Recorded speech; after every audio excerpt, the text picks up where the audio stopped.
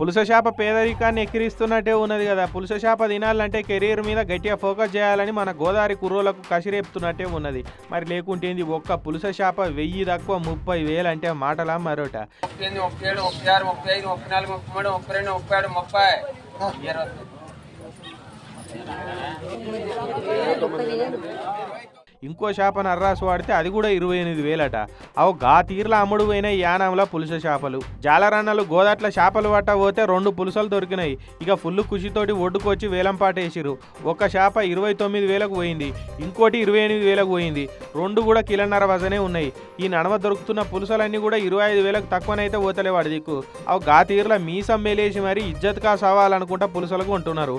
అందుకే రేపు పొద్దున ఆఫ్టర్ ఆల్ పెండ్లం అడిగితే పులుస చేపనే కొనియలేనోనివి ఇక బంగారం ఏం కొనిస్తావు అనే మాట రావద్దంటే కెరీర్ మీద ఫోకస్ చేసి పులుస చేపను వేలంలో కొని తినేంత రేంజ్కి ఎదగాలి బాయ్స్ అని కామెంటింగులు చేసుకోవట్టిరట ఆడదిక్కు.